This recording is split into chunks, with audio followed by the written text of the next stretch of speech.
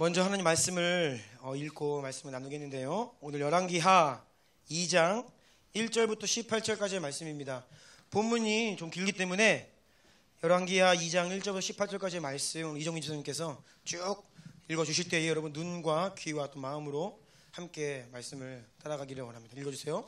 여호와께서 회오리 바람으로 엘리야를 하늘로 올리고자 하실 때에 엘리야가 엘리사와 더불어 길갈에 나가더니 엘리야가 엘리사에게 이르되 청하건대 너는 여기 머물라 여호와께서 나를 베델로 보내시느니라 하니 엘리사가 이르되 여호와께서 살아계신가 당신의 영혼이 살아있음을 두고 맹세하노니 내가 당신을 떠나지 아니하겠나이다 하는지라. 이에 두 사람이 베델로 내려가니 베델에 있는 선지자의 제자들이 엘리사에게로 나와 그에게 이르되 여호와께서 오늘 당신의 선생을 당신의 머리 위로 데려가실 줄을 아시나이까 하니 이르되 나도 또한 아노니 너희는 잠잠하라 하니라. 엘리야가 그에게 이르되 엘리사야 청하건대 너는 여기 머물라 여호와께서 나를 여리고로 보내시느니라. 엘리사가 이르되 여호와께서 살아계신가 당신의 영혼이 살아있음을 두고 맹세하노니 내가 당신을 떠나지 아니하겠나이다 하니라. 그들이 여리고에 이르매 여리고에 있는 선지자의 제자들이 엘리사에게 나와 이르되 여호와께서 오늘 당신의 선생을 당신의 머리 위로 데려가실 줄을 아시나이까 하니 엘리사가 이르되 나도 아노니 너희는 잠잠하라. 엘리야가 또 엘리사에게 이르되 청하건대 너는 여기 머물라 여호와께서 나를 요단으로 보내시느니라 하니 그가 이르되 여호와께서 살아계신가 당신의 영혼이 살아있음을 두고 맹세하노니 내가 당신을 떠나지 아니하겠나이다 하는지라. 이에 두 사람이 가니라. 선지자의 제자 50명이 가서 멀리 서서 바라보매 그 두 사람이 요단가에 서 있더니 엘리야가 겉옷을 가지고 말아 물을 치매 물이 이리저리 갈라지고 두 사람이 마른 땅 위로 건너니라. 건너매 엘리야가 엘리사에게 이르되 나를 내게서 데려감을 당하기 전에 내가 내게 어떻게 할지를 구하라. 엘리사가 이르되 당신의 성령이 하시는 역사가 갑절이나 내게 있게 하소서 하는지라. 이르되 내가 어려운 일을 구하는도다. 그러나 나를 내게서 데려가시는 것을 내가 보면 그 일이 내게 이루어지려니와 그렇지 아니하면 이루어지지 아니하리라 하고 두 사람이 길을 가매 말하더니 불수레와 불말들이 두 사람을 갈라놓고 엘리야가 회오리 바람으로 하늘로 올라가더라. 엘리사가 보고 소리 지르되 내 아버지여 내 아버지여 이스라엘의 병거와 그 마병이여 하더니 다시 보이지 아니하는지라. 이에 엘리사가 자기 옷을 잡아 돌로 찢고 엘리야의 몸에서 떨어진 겉옷을 주워 가지고 돌아와 요단 언덕에 서서 엘리야의 몸에서 떨어진 그의 겉옷을 가지고 물로 치며 이르되 엘리야의 하나님 여호와는 어디 계시나이까 하고 그도 물로 치매 물이 이리저리 갈라지고 엘리사가 건너니라. 맞은편 여리고에 있는 선지자의 제자들이 그를 보며 말하기를 엘리야의 성령이 하시는 역사가 엘리사 위에 머물렀다 하고 가서 그에게로 나아가 땅에 엎드려 그에게 경배하고 그에게 이르되 당신의 종들에게 용감한 사람 50명이 있으니 청하건대 그들이 가서 당신의 주인을 찾게 하소서. 염려하건대 여호와의 성령이 그를 들고 가다가 어느 산에나 어느 골짜기에 던지셨을까 하나이다 하니라. 엘리사가 이르되 보내지 말라 하나 무리가 그로 부끄러워하도록 간청하매 보내라 한지라. 그들이 50명을 보냈더니 사흘 동안을 찾되 발견하지 못하고 엘리사가 여리고에 머무는 중에 무리가 그에게 돌아오니 엘리사가 그들에게 이르되 내가 가지 말라고 너희에게 이르지 아니하였느냐 하였더라. 아멘. 아멘. 할렐루야. 네, 아멘. 건강히 잘 지내셨죠? 예. 여러분께서 기도해 주셔서 또 금식해 주셔서 요르단 터키 여정을 잘 마치고 돌아왔습니다. 또 여러분들께서 재정으로 섬겨주셔서 또 선교사님들 잘 섬기고 돌아왔습니다. 집에 돌아와서 저희 집 식탁 옆에 벽을 보니까 이 릴레이 기도표가 붙어 있고 선포 기도문이 있고 다 이게 있더라고요. 그래서 그것을 보면서 그렇다. 성도들이 함께 한 마음으로 금식하고 기도로 함께 했기 때문에 지난 여정이 이렇게 평안하고 기쁘고 또 하나님이 함께 하시는 은혜로운 여정일 수 있겠구나 라고 하는 확신을 다시 한번 가지게 되었습니다. 정말로 건강하게 다녀왔습니다. 건강해 보이나요? 네. 살이 좀 찐 거 아닌가 모르겠는데 잘 다녀왔고요. 가는 곳마다 선교사님들이 저희를 너무나 잘 웰컴해 주셨고 저희도 마음을 다해서 축복하고 또 돌아오는 시간이었습니다. 메나키 지역입니다. 메나키 약자 지역 메나미 ME는 뭐예요? 미들 이스트 중동입니다. NA는 North 아프리카. 마지막 키는 터키의 키. 그래서 북아프리카부터 중동을 거쳐 터키까지 이 지역, 하나님께서 우리 교회와 POG 공동체에게 약속으로 유업으로 주신 땅입니다. 약속하신 땅이기 때문에 그곳을 직접 두 발로 밟는 것만으로도 감동이 있고 감격이 있습니다. 여러분, 약속하신 땅이에요. 주시겠다 하신 땅입니다.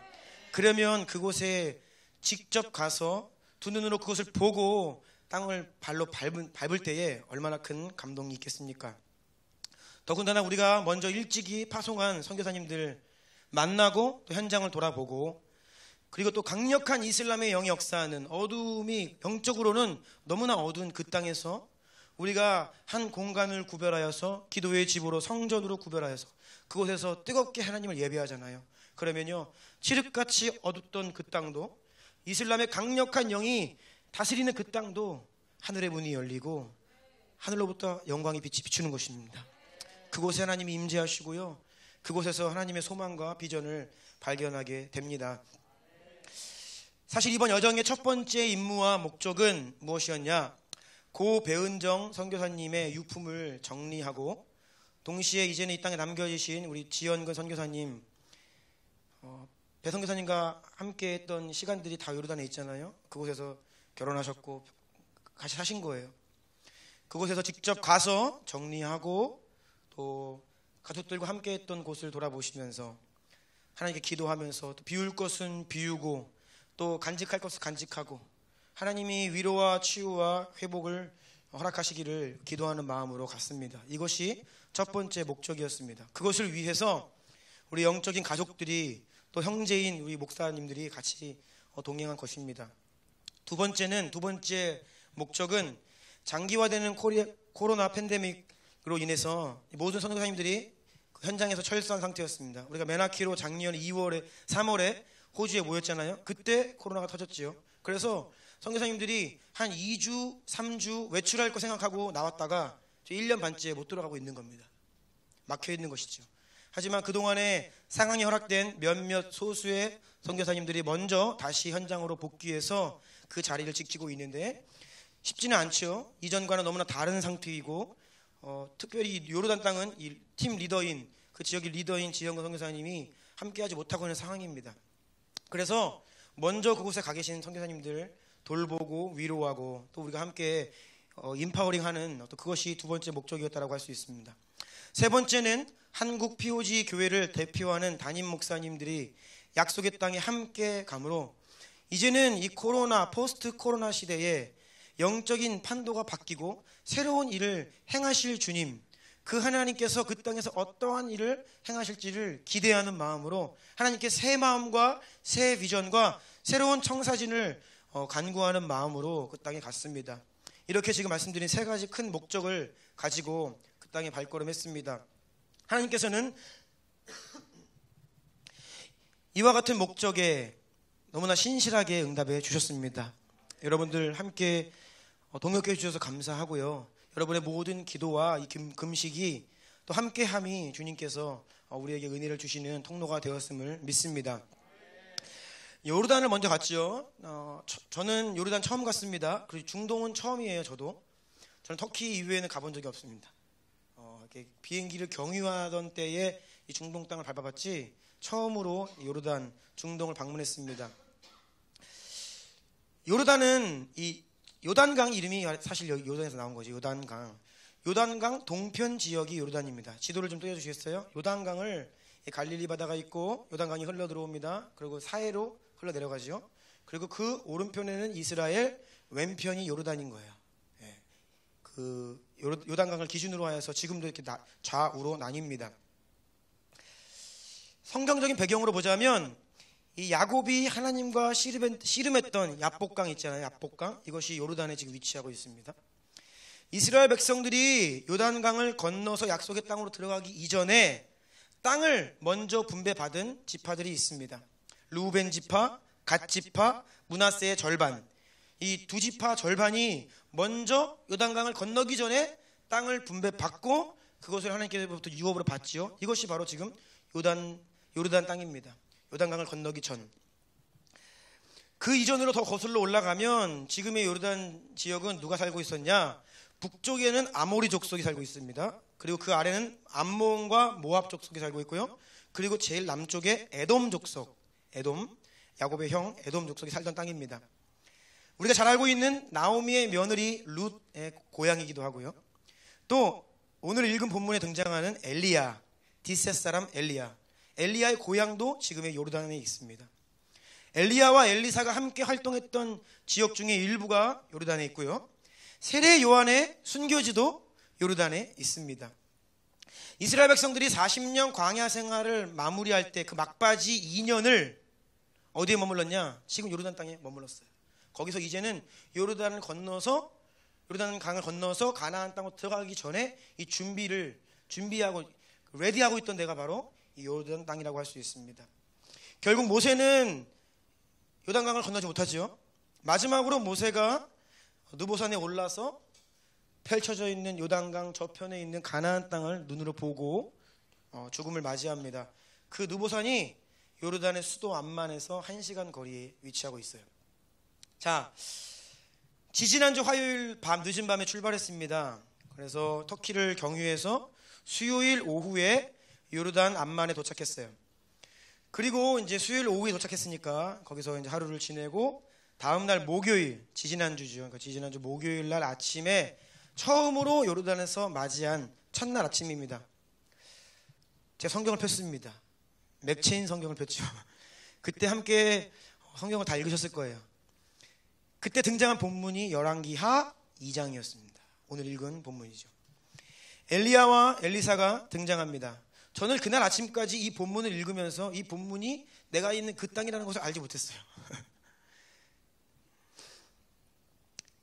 엘리야의 출생지도 요르단이고 엘리야가 승천한 곳도 이 요르단이라는 것을 제가 알지 못했던 것이죠.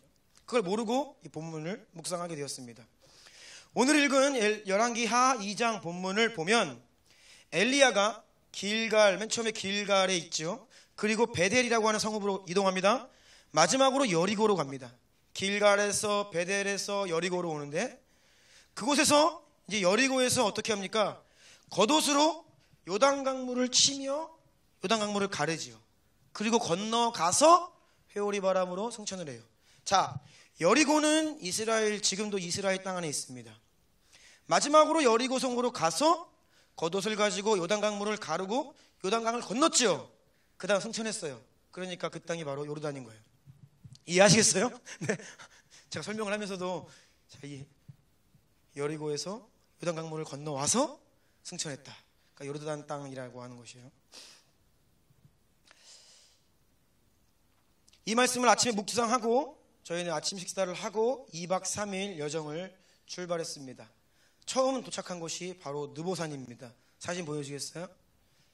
써있죠? 뭐라고 써있어요? 예, 그 위에 거는 잘 모르겠고 네, 느보산 이렇게 써있습니다. 다음 사진 보여주시겠어요? 그 느보산에서 이제 바라본 풍경입니다. 이제 뭐 사실 눈으로 보면 굉장히 감격스럽고 저 멀리 아래 이제 지도가 다 이렇게 있어요. 그래서 저기가 여리고고 저기가 예루살렘이고 저기가 요단강이고 다 알 수 있는데 사진으로만 보면 좀 감이 안 오지만 이것이 모세가 마지막으로 느보산에 올라서 바라보았던 가나안 땅입니다. 그리고 이 광경을 바라보면서 이 지영근 선교사님이 이제 가는 곳마다 이제 브리핑을 해주시고 성경 본문을 읽어주시는 거예요. 눈앞에 펼쳐지는 저 지역 골짜기 어딘가가 바로 엘리야가 승천한 곳이라고 하는 설명을 들었습니다. 제가 굉장히 짜릿했겠죠. 그날 아침에 하나님 말씀 묵상하면서 주신 마음들이 있었거든요. 근데 이것이 하나님께 주시는 마음인지 제가 계속 하나님께 기도하고 있는 가운데 처음으로 하나님이 힌트를 주시는 거예요. 바로 저기가 네가 오늘 읽은 말씀, 묵상한 말씀의 바로 그 자리이다. 그리고 정말로 놀랍게 저 사진에는 잘 나와 있지는 않지만 희미하게나마 저 멀리 어딘가에서 이렇게 모래바람이 이렇게 올라가는 거예요. 맨 처음에는 누군가가 이렇게 소각을 하는 줄 알았어요. 쓰레기를 태우는 줄 알았어요. 그런데 보니까 이게 모래바람이 이렇게 모이면서 회오리로 이렇게 올라가는 거예요. 그래서 박현수 목사님께서 농담 삼아서 이거 왜 장난 아닌데 이거 모래바람이야 저거 회오리바람. 그래서 저는 이 속으로 계속 이거는 뭔가 의미심장하다. 그래서 이 열왕기하 2장 말씀을 하나님께서 주신다라고 하는 이 두 번째 컨펌을 제가 받았습니다. 열왕기하 2장 말씀은 다음과 같이 시작합니다. 2장 1절입니다. 다 같이 읽어볼까요? 시작. 여호와께서 회오리 바람으로 엘리야를 하늘로 올리고자 하실 때 엘리야가 엘리사와 더불어 길갈에서 나가더니. 하나님께서 회오리 바람으로 엘리야를 하늘로 올리고자 하실 때에 일어난 사건이 바로 열왕기하 2장입니다. 자, 하나님께서 엘리야를 회오리 바람으로 하늘로 올리고자 하신 것은 하나님의 계획이죠. 아직 이루어지지 않은 일입니다. 그런데 이것이 하나님의 계획이고 하나님의 의도이고 하나님께서 곧 행하실 일입니다. 아직은 눈에 보이진 않지만 당장 곧 하나님께서 행하실 일들입니다. 그런데 하나님께서 행하시는 일들을 비밀스럽게 은밀하게 혼자 행하시지 않는다는 것이죠. 언제나 하나님께서 하실 일이 있으면 하나님께서만 하실 일들을 하나님은 하시지만 동시에 하나님께서 어떤 일을 행하기를 원하시는지 이 땅 위에 깨어있는 하늘과 연결되어 있는 하나님의 음성을 듣기를 원하고 하나님의 마음을 받기를 원하는 그런 하나님 백성들에게 그 하나님의 의중을 먼저 알려주시는 거예요. 아들아, 딸아, 교회야, 내가 이러이러한 일을 행할 것이다 라고 미리 알려주십니다.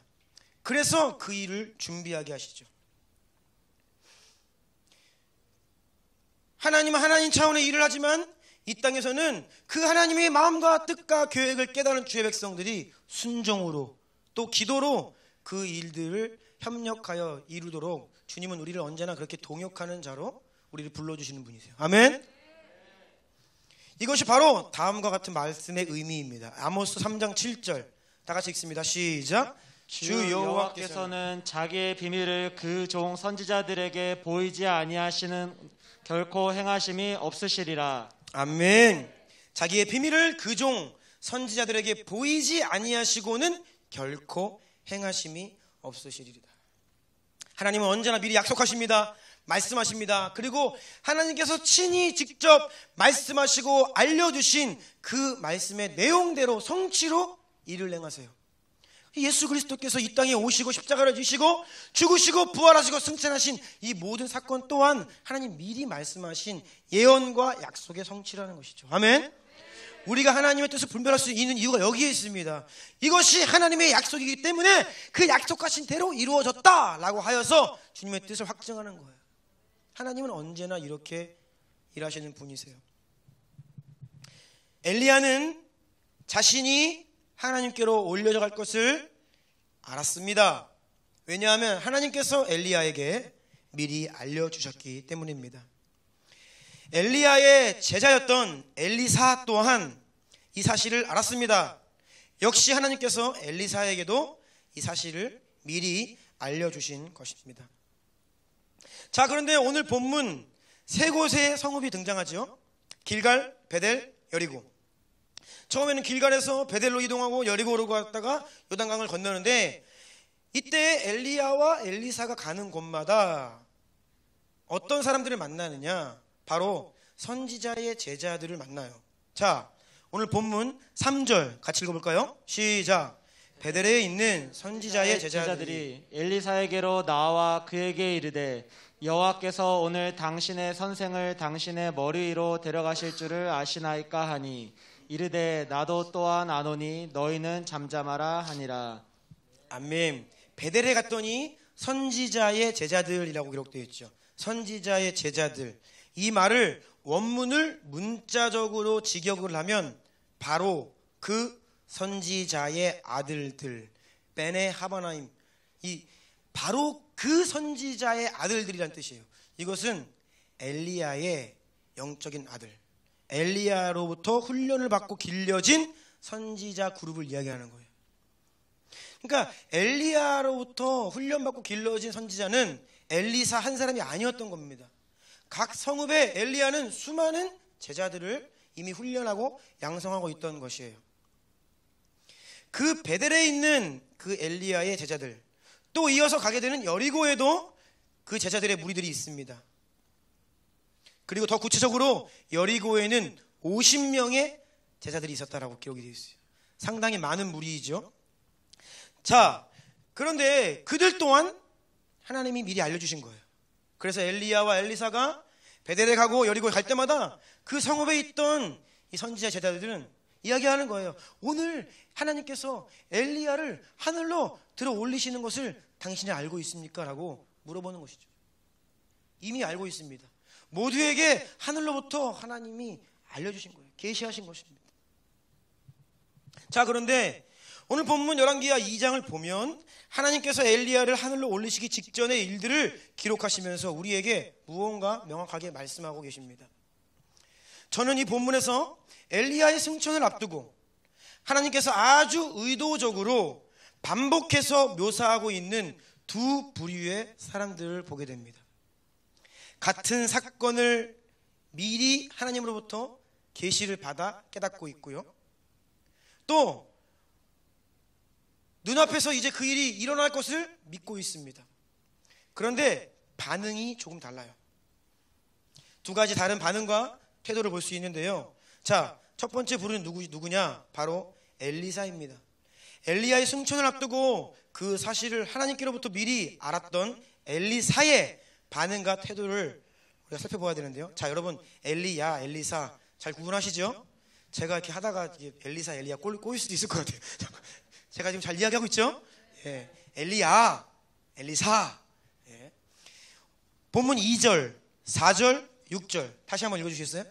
엘리야가 엘리사에게 이르되 청하건대 너는 여기 머물라 여호와께서 나를 베델로 보내시느니라 하니 엘리사가 이르되 여호와께서 살아계신가 당신의 영혼이 살아있음을 두고 맹세하노니 내가 당신을 떠나지 아니하겠나이다 하는지라. 이에 두 사람이 베델로 내려가니 엘리야가 그에게 이르되 엘리사야 청하건대 그는 여기 머물라 여호와께서 나를 여리고로 보내시느니라. 엘리사가 이르되 여호와께서 살아계신가 당신의 영혼이 살아있음을 두고 맹세하노니 내가 당신을 떠나지 아니하겠나이다 하니라. 그들이 여리고에 이르매 엘리야가 또 엘리사에게 이르되 청하건대 너는 여기 머물라 여호와께서 나를 요단으로 보내시느니라 하니 그가 이르되 여호와께서 살아계신가 당신의 영혼이 살아있음을 두고 맹세하노니 내가 당신을 떠나지 아니하겠나이다 하는지라. 이에 두 사람이 가니. 아멘. 이 세 구절이 거의 똑같습니다. 토시 하나 틀리지 않고 다르지 않고 거의 똑같아요. 엘리사는 끝까지 계속해서 동일한 반응을 합니다. 내가 당신을 결코 절대로 떠나지 않겠습니다. 끝까지 당신의 곁을 지키겠습니다. 이것이 엘리야를 향한 엘리사의 고백이고 태도였어요. 다시요. 내가 당신을 절대로 결코 떠나지 않겠습니다. 끝까지 당신의 곁을 지키겠습니다. 이것이 엘리사의 반응이고 태도였습니다. 자, 그런데 이와는 조금 다른 말을 하는 다른 부류들이 있지요. 그들은 바로 각 성에서 만났던 또 다른 엘리야의 제자들입니다. 그들은 어떤 말을 하는지 살펴볼까요? 본문 3절과 5절입니다. 읽어주세요. 베델에 있는 선지자의 제자들이 엘리사에게로 나와 그에게 이르되 여호와께서 오늘 당신의 선생을 당신의 머리 위로 데려가실 줄을 아시나이까 하니 이르되 나도 또한 아노니 너희는 잠잠하라 하니라. 여리고에 있는 선지자의 제자들이 엘리사에게 나와 이르되 여호와께서 오늘 당신의 선생을 당신의 머리 위로 데려가실 줄을 아시나이까 하니 엘리사가 이르되 나도 아노니 너희는 잠잠하라. 아멘. 이 두 구절 또한 똑같은 말씀입니다. 베델과 여리고에서 만났던 그 수많은 이 제자들, 훈련된 선지자들의 무리가 하는 말이 똑같죠. 하나님께서 엘리야에게 행하실 일들을 미리 깨닫고 계시를 받았습니다. 그런데요, 여러분, 그들은 엘리사와 달랐어요. 그들은 하나님이 자신의 스승 엘리야를 하늘로 올리실 것을 깨달아 알았지만 거기까지였습니다. 놀라운 지식이 임했습니다. 사람의 지식으로 이성으로는 깨달을 수 없는 하늘의 계시가 부어졌습니다. 그런데 딱 거기까지였습니다. 올리신대요. 오늘 이제 우리는 우리 스승을 떠나보낼 준비를 해야 되는데 어떡합니까? 무엇을 해야 하죠? 무언가를 깨닫기는 했는데 그냥 그들의 반응은 그저 하나님이 알려주신 그 사실을 깨닫고 이야기할 뿐이에요. 우왕좌왕하고 있습니다. 어떻게 했냐고 물어보는 거예요. 엘리사는 그때마다 잠잠해라. 나도 안다. 다 알고 있다. 잠잠해라. 엘리사는 그 수많은 선지자들의 무리와 무엇이 달랐던 것입니까? 엘리사는 하나님께로부터 계시를 받은 것에 더하여 자신이 무엇을 해야 하는지, 어떻게 반응해야 하는지를 아는 자였습니다. 한 단계 더 깊은 자리로 들어간 자라고 할 수 있습니다. 먼저 엘리사는 끝까지 진정으로 엘리야를 따르기를 원했어요. 하나님께서 자기 스승을 하늘로 올리시기까지 끝까지 그 곁을 떠나지 않고 따르기로 굳게 결심합니다. 그래서 엘리야가 반복해서 이야기하는 거예요. 너는 여기 머물러라. 하나님께서 나를 다른 곳으로 인도하신다. 너는 여기 머물러라 하지만 여호와께서 살아계심과 당신의 영혼이 살아있음을 두고 내가 맹세하노니 내가 당신을 결코 떠나지 아니하겠나이다. 단호한 태도로 엘리야 곁을 떠나지 않습니다. 여러분, 이러한 엘리사가 이 엘리야에게 이야기했던 이 단호한 태도의 이유는 무엇입니까? 왜 결코 떠나지 않겠다라고 이야기하는 것입니까? 그 이유가 무엇이죠?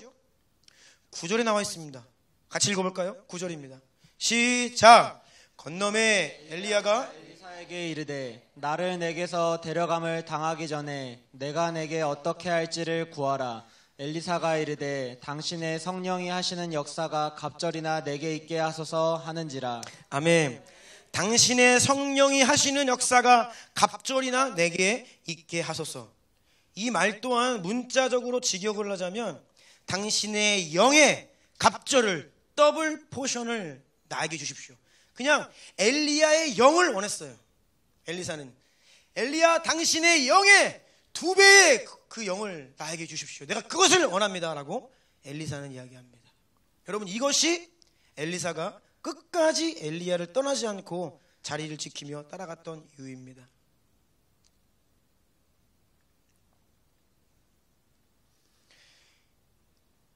이에 대해서 엘리야가 이렇게 이야기합니다. 10절입니다. 이르되 내가 어려운 일을 구하는도다. 그러나 나를 내게서 데려가시는 것을 내가 보면 그 일이 내게 이루어지려니와 그렇지 아니하면 이루어지지 아니하리라 하고. 그 너무나 어려운 것을 네가 구한다. 하지만 네 말대로 끝까지 내 곁을 지켜서 내가 하늘로 올라가는 것을 네가 본다면 그 일이 너에게 이루어지리라 라고 이야기하는 거예요. 네 안에 있는 그 갈망이, 네 안에 있는 그 침노하는 마음이, 네 안에 있는 그 절박한 마음이 나와 끝까지 함께 했을 때에 하나님께서 그것을 이루어 주겠다라고 말씀해 주시는 거예요. 엘리야가 떠난다고 했을 때 엘리사에게는 어떤 마음이 있었냐? 이제 하나님의 영으로 충만하여 주의 일을 능력과 영광으로 감당하던 영적인 아비가 떠나는 거예요. 그 남겨지는 자기에게는 무엇이 필요하냐? 바로 그 영, 그 능력, 그 함께 하시는 성령이 내 가운데 더 충만히 임하기를 원하는 그 한 가지 갈망으로 엘리야의 곁을 떠나지 않겠다라고 굳게 결심하는 것이죠. 그리고 정말로 엘리사는 끝까지 요단강을 건너서 엘리야가 하나님께 올려져 가는 것을 목격하며 그와 함께 합니다. 하지만 다른 무리의 제자들은 어떻게 해요? 그냥 이렇게 기적적으로 요단강 건너면서 건너가는 것을 그냥 바라보고 있을 뿐입니다. 그냥 멀리서 그 모습을 지켜볼 뿐이었어요.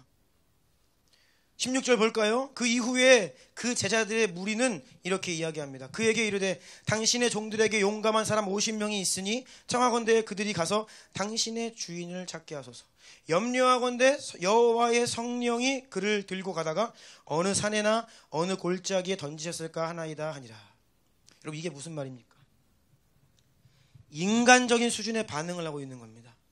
이게 무슨 말이냐면 우리 스승의 시신이라도 좀 찾아서 좀 우리가 그 시신이라도 좀 거두어서 장례라도 치러드리는 것이 예의 아니겠습니까? 인간적인 도리 아니겠습니까? 그러니까 사람들을 좀 보내서 엘리야의 시신이라도 좀 찾아오도록 허락해 주십시오. 나쁜 말은 아닙니다. 좋은 말입니다. 당연히 은혜를 받고 나를 훈련해준 영적 스승입니다. 당연히 장례를 치르고 예의를 갖추는 것이 인간의 도리이죠. 그런데 이 선지자의 무리들은 딱 거기 수준에 머물러 있는 거예요. 어떻게 해야 돼요? 오늘 우리 스승이 하늘로 올려집니다. 어떻게 해야 돼요? 어떻게 해야 돼요? 무엇을 해야 됩니까? 이제 남겨진 우리는 어떻게 해야 돼요? 떠나갈 것만 생각하는 거예요. 막막한 거예요. 현실을 보고 있는 거예요. 그러니까 푸념을 하는 겁니다. 걱정 섞인 말을 하는 거예요. 그러니까 엘리사가 잠잠하라 라고 이야기하죠.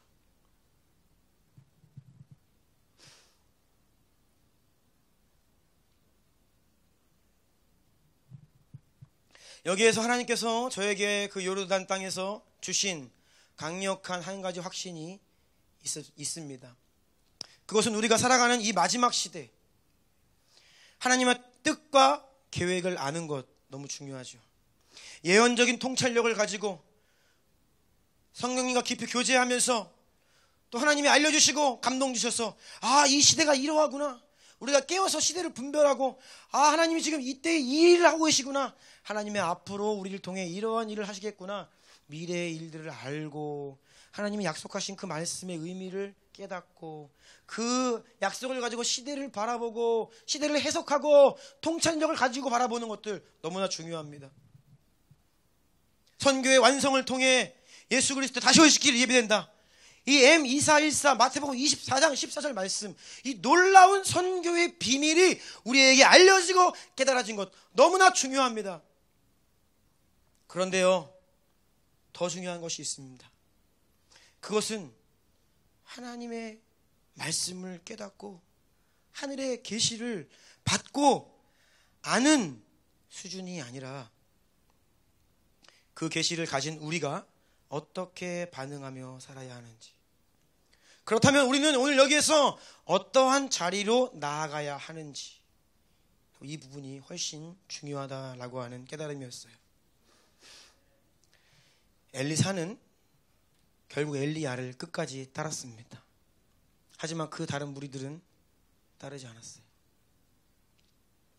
엘리사는요, 이미 자신에게 기름 부어진 이 선지자의 기름 부으심이 있습니다. 능력이 있습니다. 하지만 그것에 안주하지 않고 만족하지 않았어요. 끝까지 갑절에 더 큰 영광을 보기 원했고, 더 친밀히 주님과 교제하기를 원했고, 더 하나님께 붙들려서 이 시대의 사명을 감당하기를 열망하는 마음으로 끝까지 엘리야의 곁을 지킨 것이죠. 이것이 바로 엘리사 안에 있었던 구별된 마음이었습니다. 여러분, 우리가 훈련받고 은혜받고 영안이 열리고 은사 임하고 또 때로는 보고 듣고 깨닫고 감동 받을 수 있습니다. 그런데 거기에 머무르잖아요. 그러면 그냥 스승과 학생 수준에 머무는 관계입니다. 스승과 학생. 하나님께서 진정으로 원하시는 것은 스승과 학생이 아닙니다. 하나님은요, 따라해보세요. 언약관계. 언약관계. 주님은요, 우리에게 스승, 랍비, 선생님 수준의 분이 아니세요. 하나님은요, 따라해보세요. 우리의 참 아버지이십니다. 아멘. 그분은 우리의 아버지. 스승과 제자가 아닌 아비와 자녀, 유업을 이어받을 아들로 서는 것, 끝까지 그 아버지의 부르심을 따라 나의 모든 것을 드릴 수 있는 그러한 고백으로 주님을 따라가는 것. 가족이 무엇입니까? 끝까지 같이 가는 겁니다, 여러분. 가족이 무엇입니까? 언약관계입니다. 하나님이 맺어주신 것을 인간이 가를 수 없다 하신 것이 무엇입니까? 언약관계라는 뜻이에요. 그 무엇도 갈라놓을 수 없는 언약관계입니다. 여러분, 잘 분별하셔야 됩니다. 하나님께서 하실 일들 깨닫고 아는 것에 머무시면 안 돼요. 선포되는 말씀, 그렇지 라고 깨닫고 말면 안 됩니다. 우리가 그냥 하나님의 일에 어느 정도 관심이 있고 어느 정도 은사 임하고 기름 부으심이 있고 능력 가운데 그냥 살아가는 수준에 머물면 안 됩니다. 그러면요, 우리는 결국 인간적인 수준으로 살게 됩니다. 여전히 하나님이 하실 일들을 미리 받으면 뭐예요? 현실이 어려운데. 마지막 때의 일들을 깨달으면 뭐예요? 그때는 환난과 핍박이 있대, 두려운데. 세상이 너무 어두운 것을 깨달으면 뭐예요? 영적인 어두움을 깨닫지 못하고 살아가는 것도 문제이지만 세상이 너무나 어두워요. 영적으로 너무나 힘들어요. 그것을 깨달으면 뭐합니까? 우리 자녀 어떻게 해야 돼? 나 어떻게 해야 되지? 한탄하고 염려하면 큰 의미 없는 겁니다. 우리는 한 단계 더 들어가야 돼요. 그러한 수준이 아니라 하나님 그분 자체를 가까이 하며 예수 그리스도를 따라야 합니다. 그리고 여러분, 교회는 그리스도의 몸입니다. 아멘. 교회는 그리스도의 몸입니다. 아멘. 지난 1년 반이 넘는 코로나 팬데믹을 통하여 하나님은 이 부분의 이 본질의 회복을 교회 가운데 허락하셨어요. 교회가 곧 예수님의 몸이다. 왜 예수님과 교회를 동일시하지 않죠? 왜 예수님을 존중한다라고 하면서 교회를 존중하지 않죠? 왜 예수님을 따른다고 하면서 교회에는 접붙임 받기를 부담스러워하죠? 나는 예수님 안에 거하는 예수님 포도나무고 나는 가지다라고 이야기하면서 왜 그리스도의 몸인 교회에는 더 접붙임 되기를 부담스러워하죠? 이것이 오늘 현대사회에 있는 우리 안에 있는 이 아이러니한 말씀이 실제가 되지 못하고 있는 부분들이라는 거예요. 그런데 이 코로나 시즌을 통하여 하나님은요, 이 본질을 가지고 있는 교회들을 세우고 계시는 거예요. 아멘. 그리스도를 따른다는 것은요, 여러분 마지막 때 잘 분별하십시오. 그리스도를 따른다는 것은요, 결국 내가 속한, 내가 접붙임 받은 그 교회에 같이 따른다는 것입니다. 교회가 여러분들 보호하는 안전장치가 되고요, 여러분이 이 교회 가운데 하나님의 뜻을 이루어가는 것이고요, 우리는 하나로 그리스도의 몸으로 언약 관계로 공동체로 주의 일을 감당해 나아가는 것이에요. 아멘. 여러분, 예수 그리스도를 알고 배우는 수준의 학생이 아니라 예수님을 끝까지 함께하며 따르는 진정한 제자요, 진정한 아들들이 되시기를 예수 이름으로 축복합니다. 아멘. 그렇게 느보산에서 엘리야가 승천했던 곳을 보고 다음으로 향했던 곳이 아르논 골짜기입니다. 사진 한번 띄워주시겠어요? 아르논 골짜기. 예, 이것도 잘 이게 눈으로 보면, 제가 미국에 있는 그랜드 캐년을 갔다 왔잖아요. 직접 다녀온 사람입니다. 그런데 정말로 그랜드 캐년 같은 곳이에요.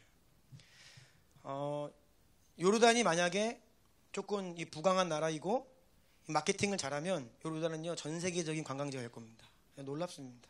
그런데 이 나라의 기반 인프라가 너무나 힘들어요. 굉장히 어렵습니다. 그러니까 경제적으로는 어려운 나라예요. 그런데 물가는 이 친미국가입니다. 미국 자본이 들어와 있어가지고 물가는 우리 수준이에요. 사람들의 한 달 월급이 보통 20만 원이에요. 월급이. 근데 기름값이 똑같아요, 우리랑. 제가 신고 있는 신발을 거기 가서 한번 그 매장에 가가지고 있길래 검색을 해봤어요. 이렇게 환율로. 한국보다 더 비싸. 나이키 신발이. 그러니까 이게 나라는 힘들고 경제는 황폐화되어 있는데 물가는 너무나 비싼 거예요. 그러니까 나라가 너무나 어렵고 관광을 오지 않습니다, 사람들이.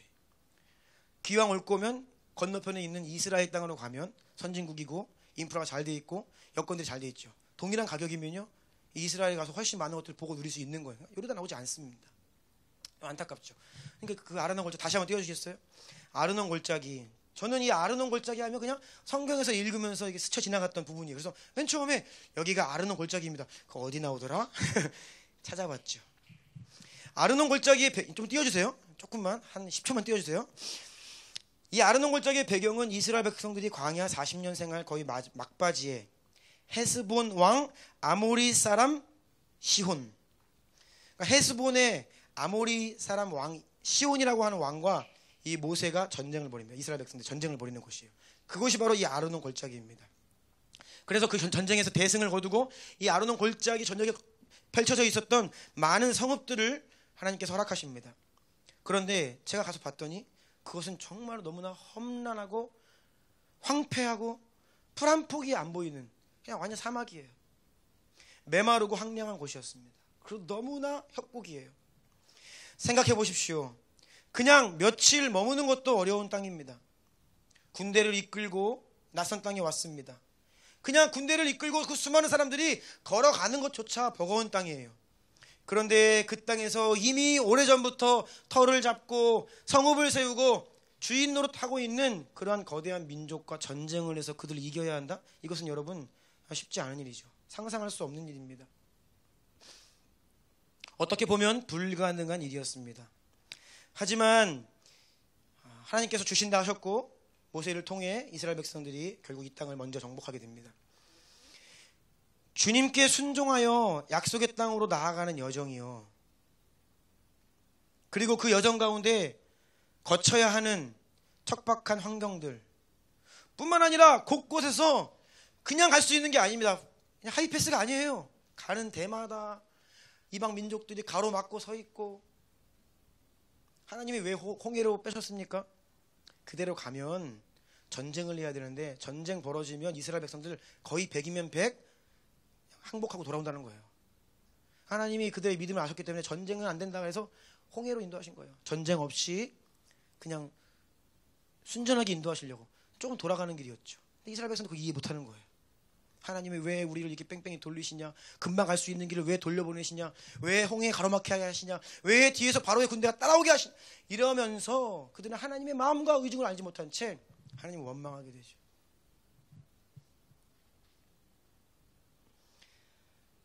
(40년) 광야 생활이, 제가 이제 잠깐 경험한 이 3일 정도의 시간을 통해서 이것이 얼마나 힘겨운 고난의 행군이었는지를 다시 한번 제가 알게 되는 시간이었습니다. 저희가 2박 3일을 그렇게 이제 스타렉스를 타고, 스타렉스에 꽉꽉 채워 타고 2박 3일을, 원래 이제 지금 잘 나 있는 고속도로가 있는데요, 글로 안 가고 왕의 대로, 본래 옛날부터 왕들이 다니던 그 길들이 있습니다. 애굽으로부터 저 유럽으로 올라가는 그 길이 있는데 그 옛날 길을 따라가 다닌 거예요. 굉장히 꾸불꾸불하고 길이 좋지 않고 너무나 어려운 길이에요.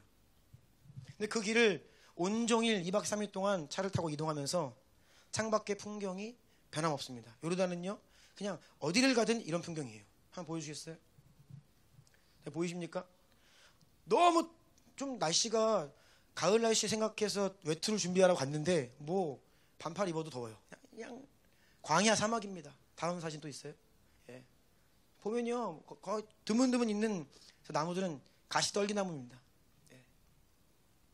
거의 풀 한 폭이 자랄 수 없는 땅이에요. 메마르고 황량하고 척박한 끝없이 펼쳐져 있는 광야와 사막을 이스라엘 백성들이 건너가야 됐던 거예요. 와디럼이라고 하는, 제가 사진 보여드렸죠? 너무나 멋있는 사막, 그곳에 가서 하루, 원래 이제 사막에 사는 베두인들이 운영을 하는 천막 텐트 숙소에서 하루를 잤습니다. 모래 위에서 생활한다는 것이 여러분 얼마나 불편한 건지는 뭐 단 몇 분 필요하지 않습니다. 너무나 불편하죠. 그냥 한 걸음만 걸으면 신발 속에 모래가 들어와요. 씻고 싶어도 발에 물 조금 묻히면 뭐해요? 뭐 씻는 데서 그 숙소까지 오는데 모래사장을 지나와야 돼. 그러면 씻어도 다 모래가 묻고, 그러니까 거기 사시는 분들은 안 씻으세요. 그냥 얼굴만 이렇게 물로 그냥 묻히고, 그냥 제가 우리들이 그냥 계속 이야기했어요. 저분들은 아마 옷을 평생 안 갈아입으시는 것 같아. 그렇지? 네, 그런 것 같아. 물어보지는 못하고. 너무나 불편하더라고요. 예기치 않게 예고 없이 이제 저녁 식사를 하고 있는데 밤 8시였는데 전기가 나가는 거예요. 뭐냐 했더니 전기가 모자라가지고 끊었대요. 밤 8시에 빛도 없는데 숙소에 전기가 다 나간 거예요. 화장실 불도 나가고 뭐 다 나간 거예요. 그래서 뭐 그냥 핸드폰 조명 켜가지고 다니는 겁니다. 그런데 이 핸드폰 조명이 금방 이제 날아가는 거예요. 배터리가 아웃됐습니다. 제가 밤새 화장실을 못 가서 얼마나 고생했는지 몰라요. 옆에 지성 교사님 핸드폰은 아직 살아있더라고. 제가 차마 코 골면서 주무시는데 깨우기가 그래서 일어나기를 제가 계속 기다렸어요. 새벽에 일어나더라고요. 그래서 같이 갑시다 해가지고 이제 불을 밝히고 이제 화장실도 갔다 오고. 너무나 불편하더라고요.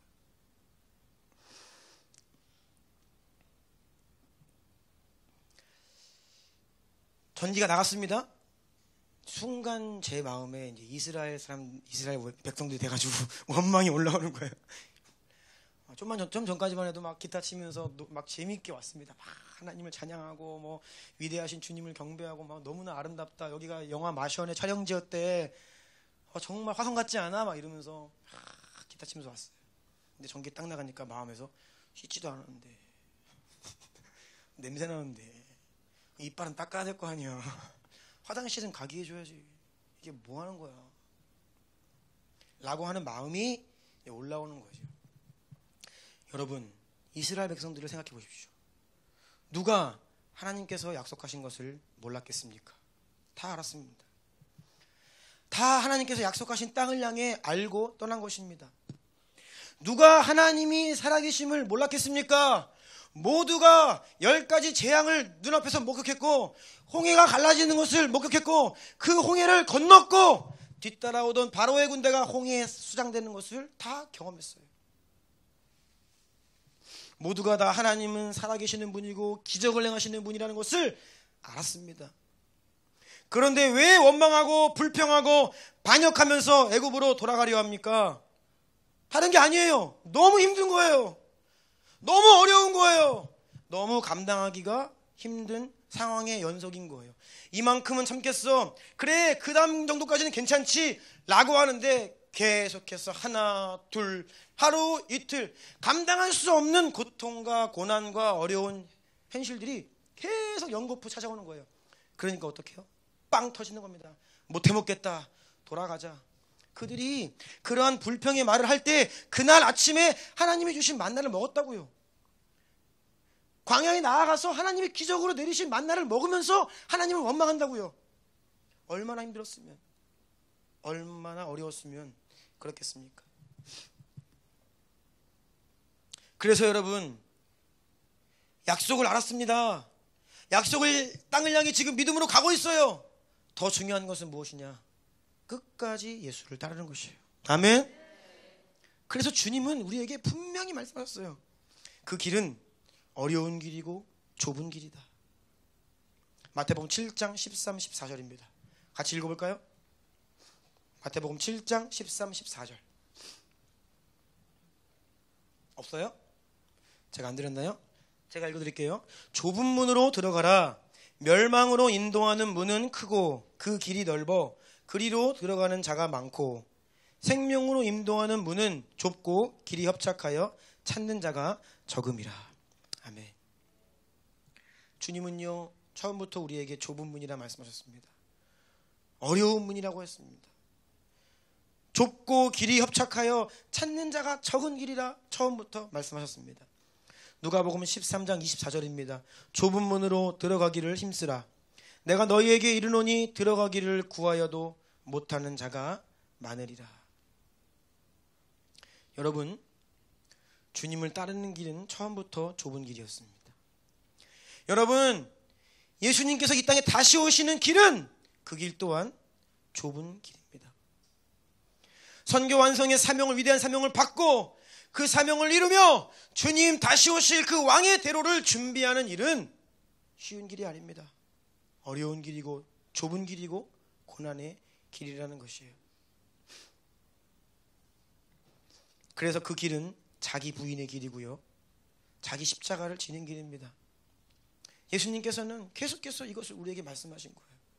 우리는 이렇게 이야기합니다. 왜 예수님 믿고 이렇게 어려운 일이 생겨? 나 예수님 믿는데 왜 아픈 거야? 나 예수님 믿는데 내 인생이 왜 이래? 라고 이야기하는데 주님은 처음부터 나를 따라오려거든 자기를 부인하고 십자가를 지고 나를 따를 것이니라.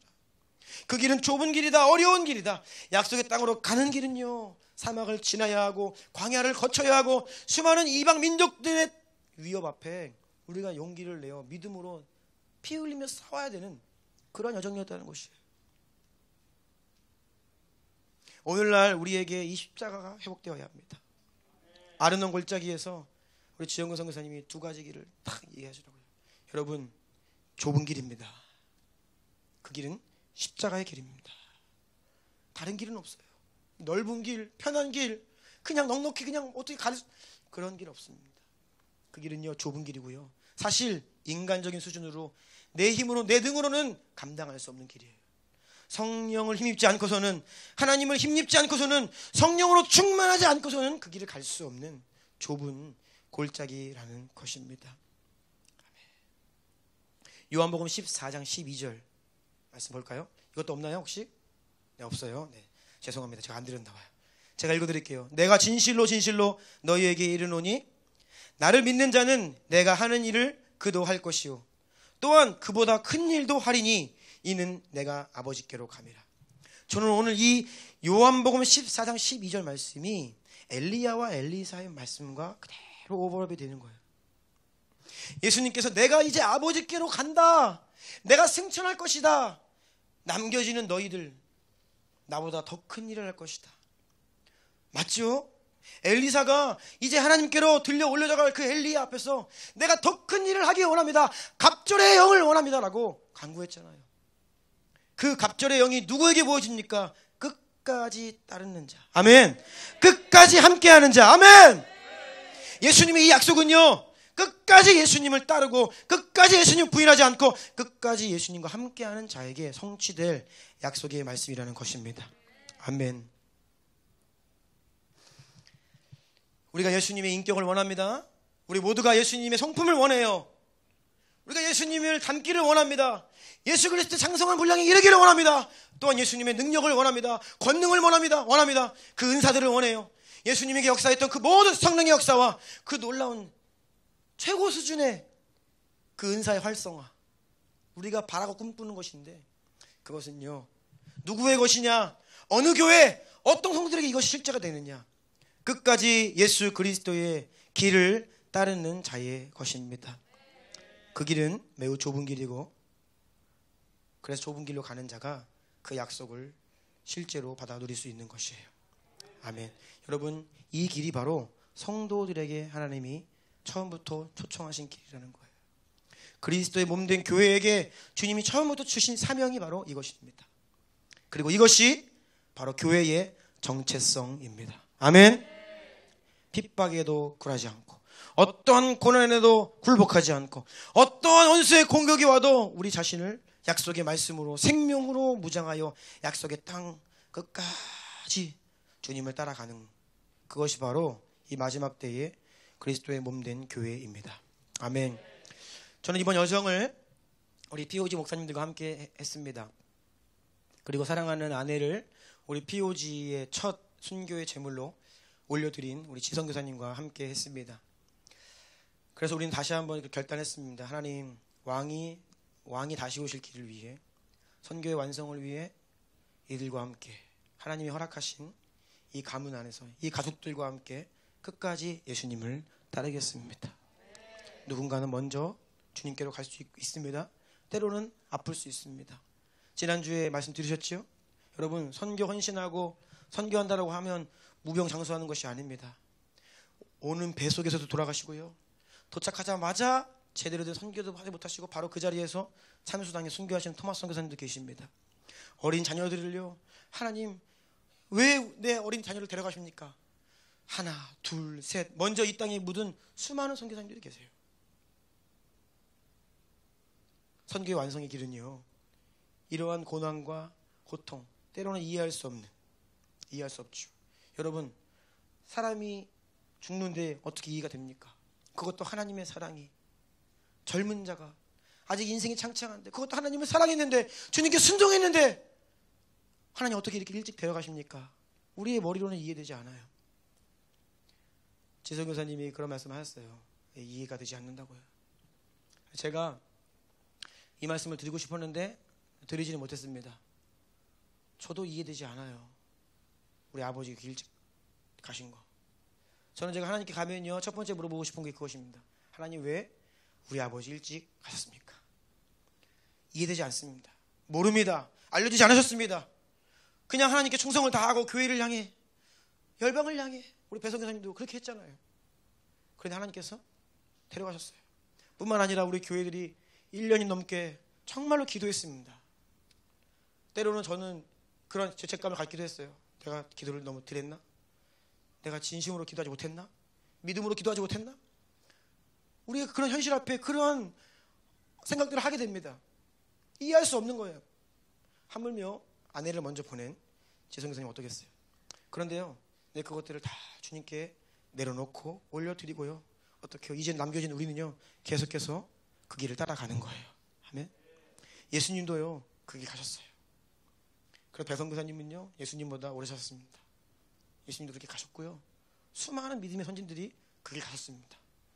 우리 또한 그 길을 가는 것입니다. 주님의 콜링은 처음부터 나를 따라갔습니다.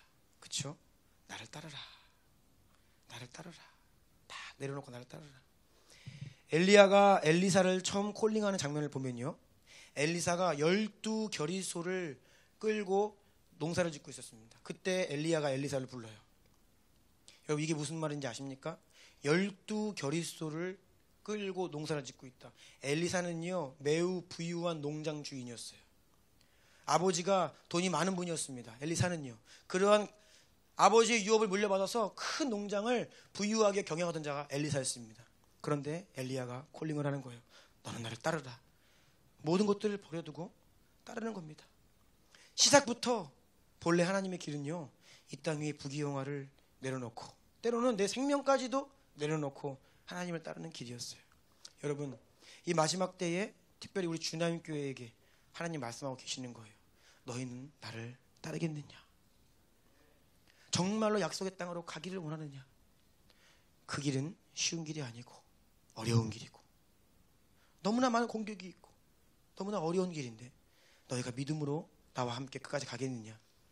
이렇게 우리에게 말씀하고 계시는 것 같아요. 여러분, 이 말씀 붙들고 우리에게 주신 사명이 영광스럽고 위대하지만 그 영광을 얻기까지는 여러분, 십자가 없이는 영광이 없습니다. 아멘. 우리가 감당해야 될 것들이 참 많이 있어요. 그래서 우리는 더 주님께 은혜를 구하고 성령의 은총을 간구해야 됩니다. 아멘. 예배팀 좀 나와주시고요.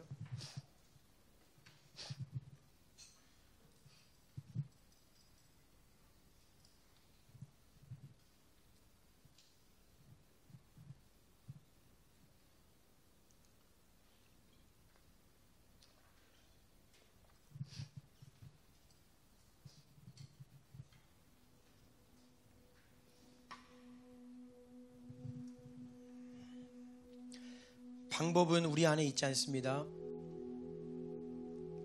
나의 어떠함이 방법이 아니에요. 내 조건, 내 배경, 내가 가진 것, 여러분, 그거 아닙니다. 내가 하나님을 얼마나 잘 섬겨? 나에게 어떤 은사가 있어?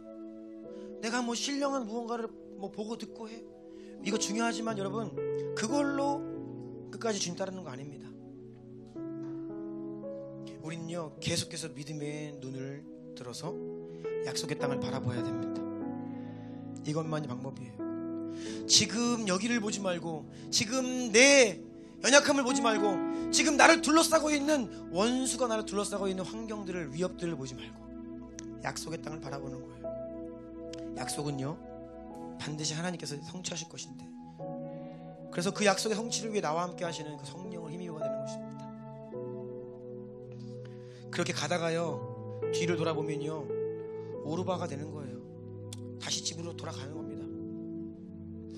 원수의 위협과 공격에 육으로 반응하면 안 되는 거예요. 홍해가 가로막혀 있습니까? 하나님의 은총입니다. 그냥 가면 넘어지니까 하나님이 홍해로 인도하신 거예요. 근데 우리는 하나님의 개입하심을 알지 못한 채 그냥 원망하는 거예요. 홍해가 내 앞에 가로막고 있다고, 뒤에서는 바로의 군대가 따라오고 있다고. 하나님이 개입하시고 홍해를 가를 것입니다. 제가 그래서 홍해바다 이번에 갔거든요. 정말로 홍해바다 자갈이 다 빨강색이에요. 제가 예언적으로 돌 3개를 취해왔습니다. 제 방에 오시 보여드릴게요. 그래요, 주님, 우리가 약속의 땅으로 나아가는데요, 홍해가 가로막고 있고 원수가 우리를 죽일 듯 달려들어도 우리는 하나님의 개입하심을 믿겠습니다. 홍해가 갈라진다는 것을 믿겠습니다.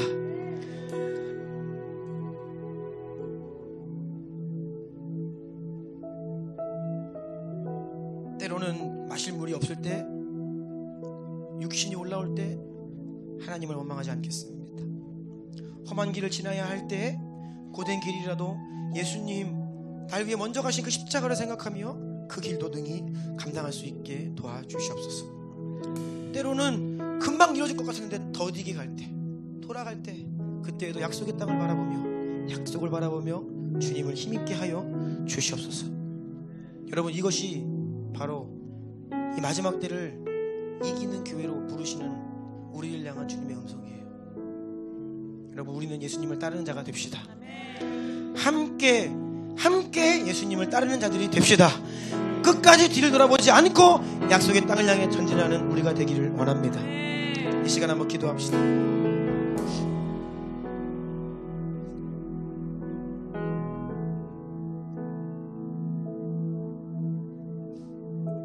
여러분 어디를 지나고 있죠? 인생의 여정 가운데 어느 길을 가고 있습니까? 원수의 압제 가운데 빠져나와야 되는데 여전히 눌려 있습니까? 아니면 홍해 앞에 가로막혀 있습니까? 홍해를 건너 기뻐 찬양했는데 머지않아 마른 물 때문에 마실 물이 없어 하나님 원망하고 있지는 않습니까? 너무나 험준한 골짜기에서 원수와의 전쟁을 앞두고 두려워하고 있지는 않습니까? 염려하고 있지는 않습니까? 여러분 세상은요 원래 인간의 눈을 보면 염려스러워요. 걱정됩니다. 대안 없습니다. 답 없습니다. 우리 안에는 그것을 이길 능력이 없습니다. 그것이 정상이고 그것이 우리 현실이에요. 믿음의 눈을 뜨고 예수 그리스도를 바라보며 오직 예수님만을 따르기를 원합니다. 그리고 예수님께서 우리에게 하신 약속, 내가 진실로 너희에게 이르노니 나를 믿는 자는 내가 하는 일을 그도 할 것이요 또한 그보다 더 큰 일도 하리니 이는 내가 아버지께로 감이라. 주님이 약속하신 더 큰 일도, 더 큰 능력, 더 깊은 능력, 더 깊은 기름 부으심, 더 큰 불, 더 큰 영광을 우리에게 허락하여 주시옵소서.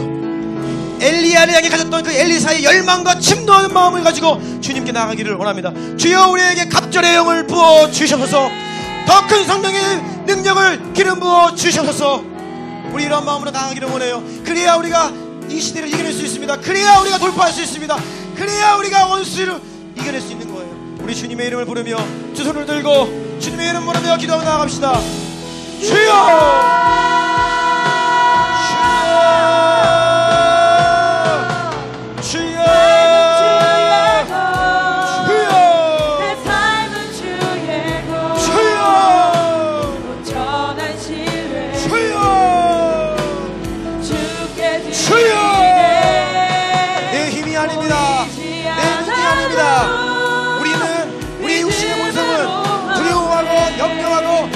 시험에 들고 공격되고 염려하고 불평하고 원망하고 하나님을 넘지고 이전의 삶으로 돌아가려 합니다.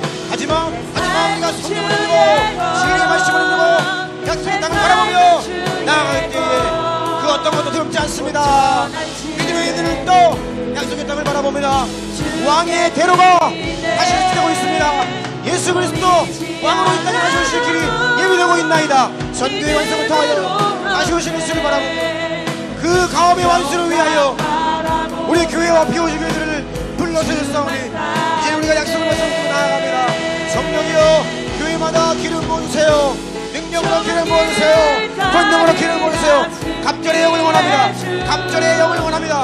갑절의 영을 원합니다. 갑절의 기름 부으심, 갑절의 불, 갑절의 능력, 갑절의 현상, 갑절의 인격. 그리하여 이전 세대가 우리 아비 세대가 감당했던 놀라운 부흥의 역사를 우리도 이어가기를 원하고 더 큰 부흥을 맞이하기를 원합니다. 십자가의 길, 고난의 길, 자기를 부인하며 십자가를 좋아하는 이 길을 결코 두려워하지 않겠습니다. 어떤 일을 만나도 믿음을 빼앗기지 아니하고 어떤 일을 만나도 결코 뒤를 돌아보지 아니하고 믿음이 말할 것입니다. 여호수아와 갈렙들이여 일어나라. 여호수아와 갈렙들이여 일어나라. 여호수아와 이스라엘이여 일어나라. 광야를 이겨낼 것입니다. 사막을 이겨낼 것입니다. 홍해를 가릴 것입니다. 무당강물을 가릴 것입니다. 원수를 이겨낼 것입니다.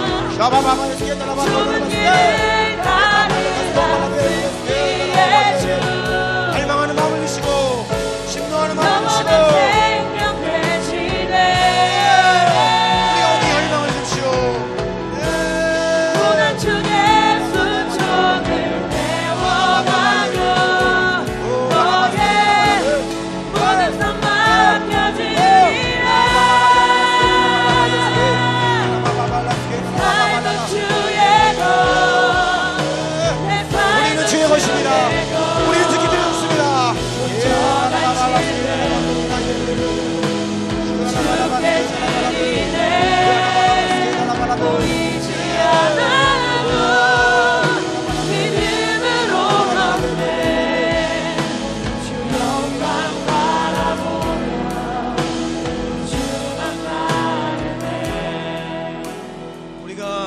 다시 회복되어야 할 고백이 있어요.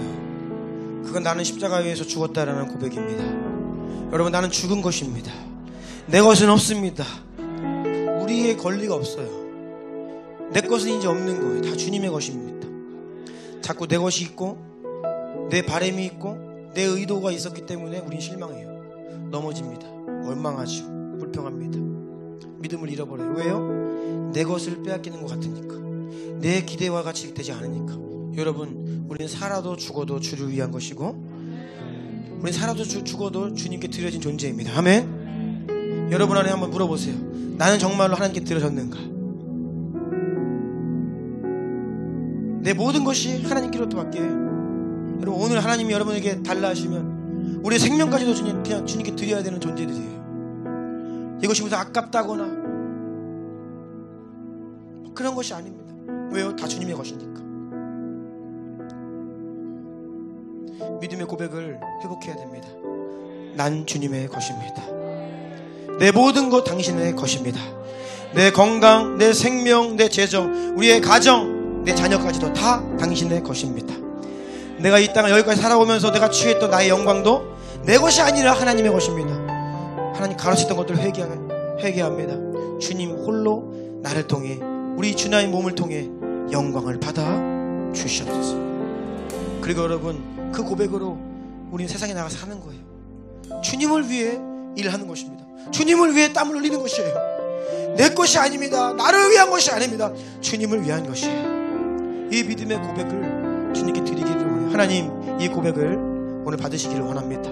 우리 주의를 한번 더 부르고, 여러분 마음에 좀 손을 얹어보세요. 내 가슴에 손을 얹고 여러분의 전인격을, 전 존재를, 전부를 다 주님께 내어드리세요. 내 것은 없습니다. 다 예수의 것입니다. 나는 십자가에서 죽고 이제는 예수로 삽니다. 예수만이 나의 삶의 이유이십니다. 존재의 이유이십니다. 예수의 영광만이 내가 살아가는 이유와 목적입니다. 하나님 나라만이 내가 살아가는 이유와 목적입니다. 이런 믿음의 고백을 드립시다. 예수 주님의 이름을 한번 부르고 기도합니다. 주여!